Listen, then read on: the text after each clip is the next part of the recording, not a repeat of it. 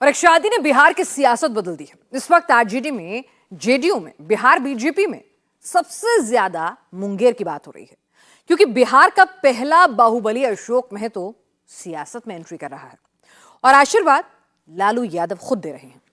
कैसे लालू के एक आइडिया ने टिकट के लिए शादी करवा दी, अशोक महतो को लेकर इतना बवाल क्यों मचा है और क्यों उसने मुंगेर को ही चुना है।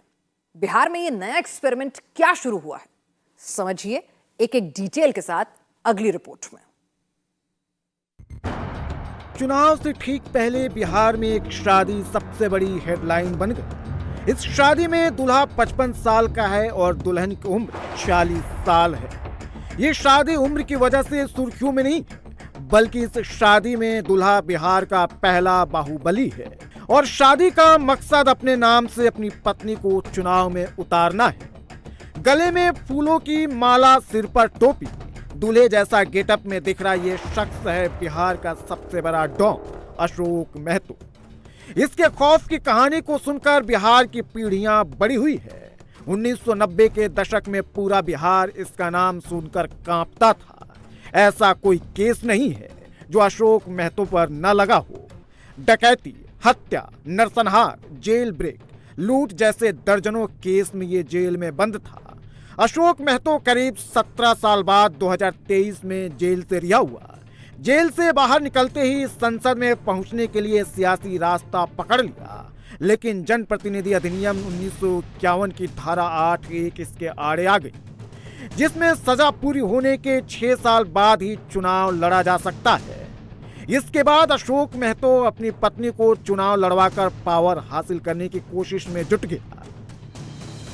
खबर यह कि अशोक महतो की पत्नी को आरजेडी टिकट दे सकती है और 55 साल की उम्र में शादी की सलाह भी किसी और ने नहीं, बल्कि लालू यादव ने ही दी थी। और शादी के बाद महतो सबसे पहले लालू से ही आशीर्वाद लेने पहुंचा। बात करेंगे अभी आशीर्वाद मिला आपको? कोई आश्वासन नहीं। क्या भगवान के मंदिर में जाता है तो कोई आशीर्वाद नहीं मिलता? मुझे भगवान है, सबको आशीर्वाद। अशोक जी, हाँ भगवान है, हाँ भगवान। शादी हो गई है, आपकी बधाई हो आपको। क्या मैडम चुनाव लड़ेंगे अशोक जी? धन्यवाद इसके लिए, आप बधाई दे रहे हैं। चलिए, एक बार कोई अनजान शख्स शादी के जोड़े में अशोक महतो को देखेगा तो इसके गुनाहों के बारे में अंदाजा नहीं लगा पाएगा। कहीं छत पर सो रहे लोगों को गोलियों से भून दिया, तो कहीं गांव के लोगों को लाइन में खड़ा कर मौत के घाट उतार दिया। जेल बना है किसके लिए? बेटा के लिए बना है। जब गांधी जी जा सकते हैं जेल तो हम गए तो क्या किए? क्या गलती हुआ? अन्याय के विरुद्ध गए हैं।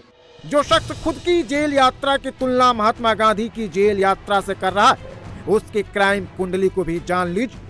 अशोक महतो और शेखपुरा में भूमियारों के बीच वर्चस्व की लड़ाई थी और इसी बीच अशोक महतो अपने गैंग के साथ साल 2000 में अफसर नरसंहार को अंजाम दिया।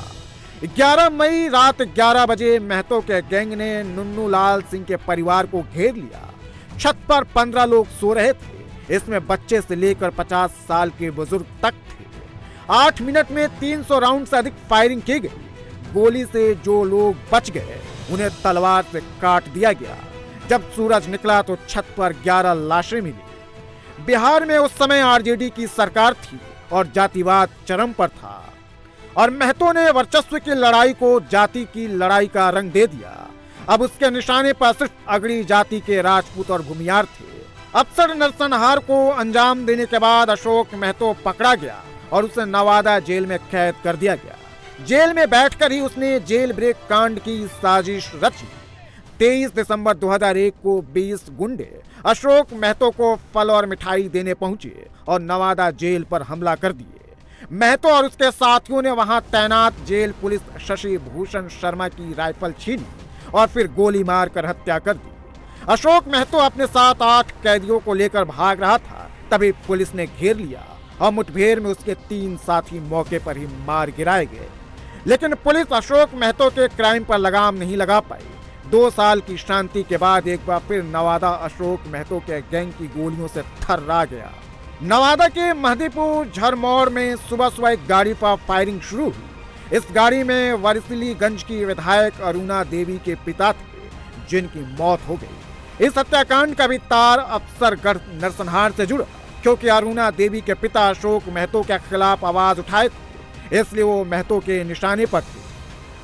अशोक महतो और गैंगस्टर अखिलेश के बीच की अदावत कुछ इस हद तक थी कि बिहार के नवादा, नालंदा और शेखपुरा जिले के 100 से अधिक गांवों में अंधेरा होते ही लोग घरों में कैद हो जाते थे। जब तक बिहार में आरजेडी की सरकार रही, अशोक महतो का आतंक रहा।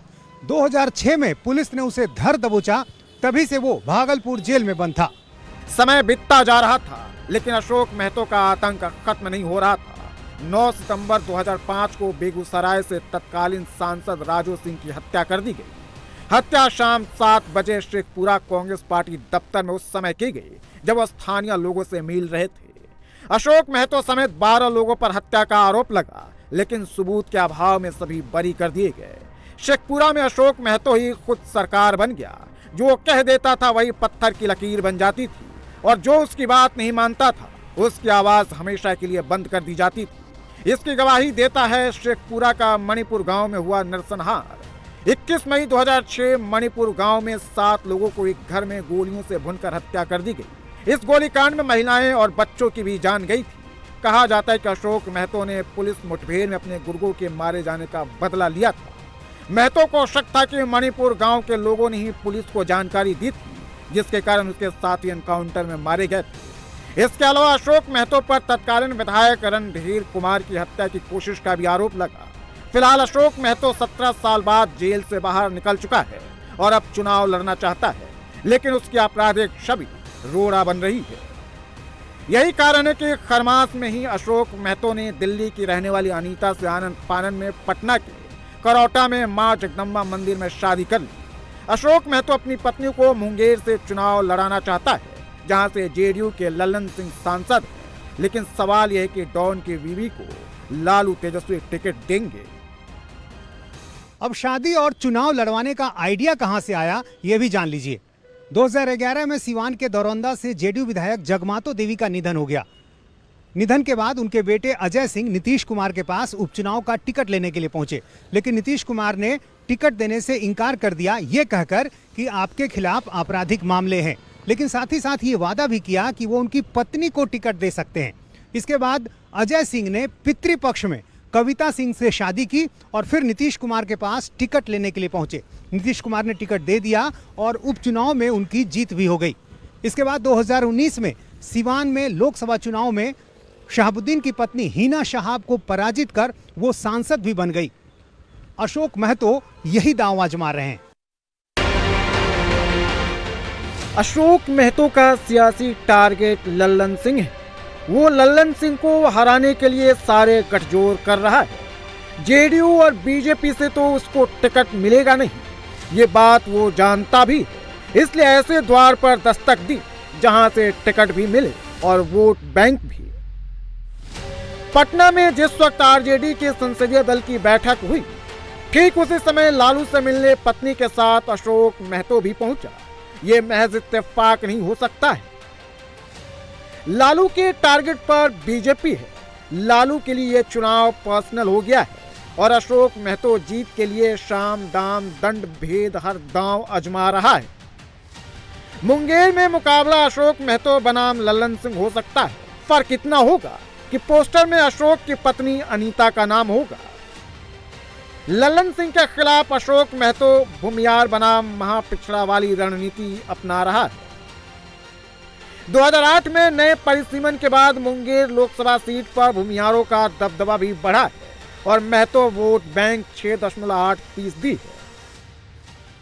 लेकिन पिछड़ी और अति पिछड़ी जाति जोड़े तो बड़ा वोट बैंक तैयार होता है। इस वोट बैंक पर फिलहाल जेडीयू और बीजेपी गठबंधन का कब्जा है और अशोक महतो इसी को तोड़ना चाहता है। बिहार में एक और सियासी बदलाव हुआ। पप्पू यादव की जन अधिकार पार्टी के दफ्तर में अब सोनिया गांधी की तस्वीर दिखेगी।